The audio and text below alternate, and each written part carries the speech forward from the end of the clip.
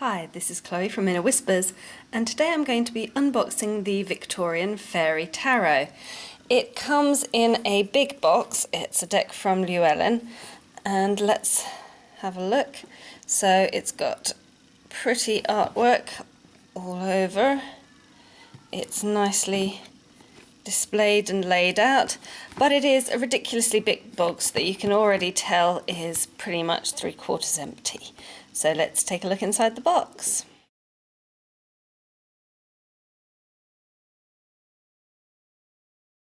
So inside the box, as expected, we have the stupid white box that Llewellyn always choose to provide that are way too big to fit the deck in any comfort, which basically just serve to kind of keep the book tucked into the great big box.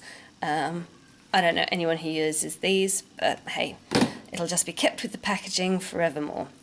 It also comes with this lovely companion book, which is all in the same nice sort of mid-brown to yellow tones with beautiful artwork, very nice design for the book cover, encompassing 3 different cards. And it's kind of novel-sized with, let's see, so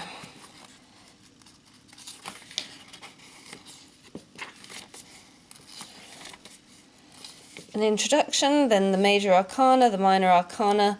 The cards are divided up into the spring court, which is wands, the summer court, which is cups, the autumn court, which is pentacles, and the winter court, which is swords. And then we have some spreads, an afterword titled Why Believe in Fairies, and appendix on the language of flowers, which sounds quite nice, as well as little bibliography. And the book is dedicated to Arthur Rackham and J.M. Barrie, who were artists of the Victorian era who I think did quite a lot of fairy art and certainly beautiful art. So the introduction introduces the fairy court and elfin throng, with a little poem by A.E. Waite, who was, into fairies quite a lot actually. They talk about that in The Secrets of the Waite-Smith Tarot. The Victorians took their fairies seriously. So we have a little discussion, facts about fairies. Can they fly? Are they all small? Are they immortal? The structure of this deck. A lot of the cards have been renamed. So it gives the names of the traditional card and of the new version. Like the Hierophant becomes the Vicar, which works quite well. And yes, here we have the thing, wands are spring, cups summer, pentacles autumn, swords winter, which I had seen from other people's use of this deck. And that's it. Then we dive into the cards, and there's these lovely grayscale images for each card, and then a little 2-page description, or just a single page. So, and they have poems to accompany them. Oh yeah, they are always 2 pages. So yes, poems taken from the era, which works quite nicely. And then moving forward, with each card we have a picture of the card and then just a single page of this. And I quite like the in a nutshell, which are basically keywords, but it's a nice way of putting it that fits with the fairy theme. And then we have, in terms of the courts, we have the herald, the knight, the king, and the queen. So the herald is the page, everything else stays the same. And spreads aren't going to be very long because we're almost at the end now. So spreads. A fleeting glimpse of fairy is a 1-card reading. The Herald's Welcome, a seasonal spread, which has 4 cards, including your Herald card. Titania's Dream, taken from Midsummer Night's Dream by Shakespeare. That's quite nice, a 7-card spread. And it also uses flowers for those positions. So Musk Rose's Capricious Beauty, What is Not as It Seems. Eglantine is poetry, what requires expression. And where will your dream take you? That's a nice looking spread. We also have the Dance of Happiness spread, which has 8 cards. And has French titles, which are quite funny. Le mouchoir entortillé, the twisted handkerchief.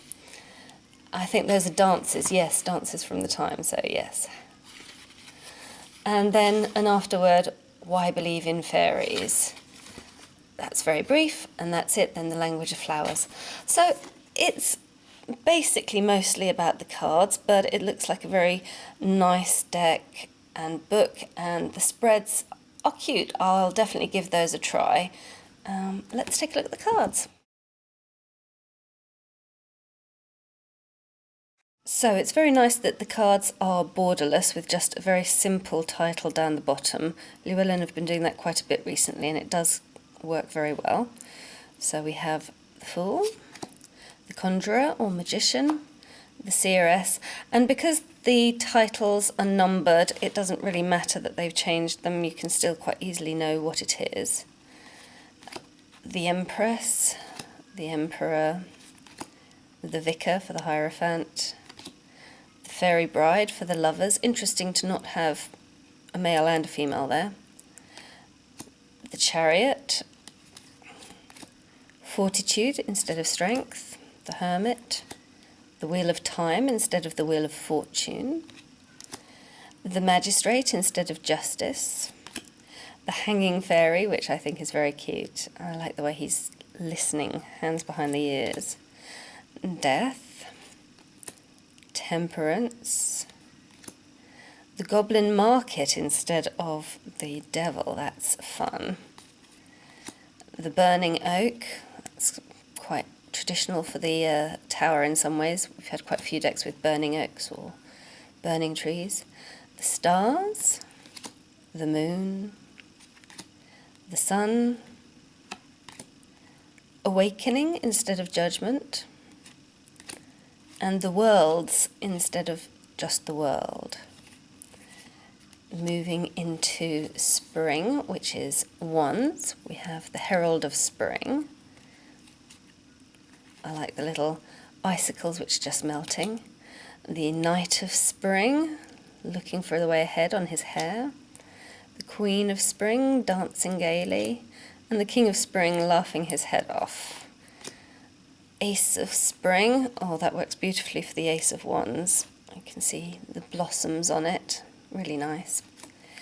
2 of Spring. 3 of Spring. The birds like it. 4 of Spring. 5 of Spring. 5 of Wands. 6 of Spring, Success. It's a woman succeeding this time, or a female fairy. 7 of Spring, fighting off the birds. 8 of Spring, arrows knocked. 9 of Spring. That's quite different, worth thinking about. And 10 of Spring is a scene of total chaos. This is definitely going to be a fun, playful deck, I can see that. The Herald of Summer, or Page of Cups. The Knight of Summer on a bird. Interesting for the suit that's associated with water. The Queen of Summer, luxuriating in life. And the King of Summer. Ace of Summer, a lotus blossom, that works nicely, and I like the little picnic hamper at the bottom, ready for a picnic. The 2 of Summer, 3 of Summer, 4 of Summer, Cups, 5 of Summer. Oh no, your sandcastle's being washed away. Oh, the sorrow. 6 of Summer. 7 of Summer. How do I choose which hat to wear? They are very funny hats. It makes me think of some steampunk books where they have people in a hat shop. Yeah. 8 of Summer. Walking away. So they've got him in daytime because it is, summer and very warm, but there's still that feeling of leaving things behind, and I like that he's following a golden path, which gives that idea of moving towards something, following a spiritual calling. 9 of Summer or of Cups, the joy of fireflies, and 10 of Summer, happy family. We have the Herald of Autumn, this is the suit of Pentacles, the Knight of Autumn on a turtle, the Queen of Autumn, generosity, and the King of Autumn. The Ace of Autumn, that's lovely, the apple cut in half, the pentacle inside, real goddess symbol as well, so works on lots of levels. The 2 of Autumn, that's one way to balance. The 3 of Autumn, working together to create something. Lovely there, pressing apples, which we've just seen, so that's nice continuity. 4 of Autumn, miserly, he won't share his nut with the squirrel. Oh, poor squirrel. 5 of Autumn, they're feeling left out in the cold, but if they asked. 6 of Autumn. 7 of Pentacles. Stepping back to assess. You need to test your wine to see whether or not it's ready to be decanted. 8 of Autumn. Artisan. It's less apprentice. Well, I guess there is an apprentice here in the background. And then there's the 2 others. So yes, the artisan or apprentice card has some added bits there. 9 of Autumn or Pentacles.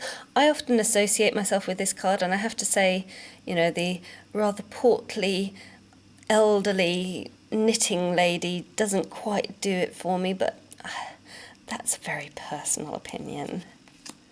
And 10 of Autumn, enjoying plenty and abundance and the different age groups. The Herald of Winter, which is swords. The Knight of Winter. Queen of Winter, very icy. And the King of Winter, with holly above him. The Ace of Winter, oh, icy stalactite. The 2 of Winter, interesting, very different. I like the 2 crows and the 2 people who are having their duel, that standoff sort of thing. The moment before decision, no actions taken. 3 of Winter, gossiping bitchily. 4 of Winter, curled up in a cold, cold cave. 5 of Winter, oh, that's nasty, attacking poor hedgehogs. Yeah, we don't like them. 6 of Winter, beautiful, moving forward on the swan's back. 7 of Winter, oh, both a mouse and a little goblin-y chap stealing things from the stores. 8 of Winter, right, yes, I've seen someone talking about this. So this is the servant lady, all tied up by these naughty fairy children, and she feels like she just has to take it. But of course, that's in her own head. If she complained about them, maybe the parents would say, hey, you, stop. 9 of Winter. Ooh, these are weasels, I guess, or stoats. And she's afraid they're going to come in and get her. That is definitely a nightmare scenario that will keep you up at night if you hear those stoats climbing around on top of your roof. And the 10 of Winter with a badger. Uh-oh. So altogether, a very playful deck, a colourful deck. It may take a little while to get used to the different suits. Also, I'm not used to having them in the order of wands, cups, pentacles, swords. That wouldn't be the order I would traditionally put them in. But I think it does work quite interestingly with the seasons. We also have this very pretty, though completely non-reversible back with a harp and some flowers, bluebells. So that's very pretty. And the deck is, as you would expect from Llewellyn, nice quality cardstock. Shuffles easily, can be held quite well. And let's try a riffle.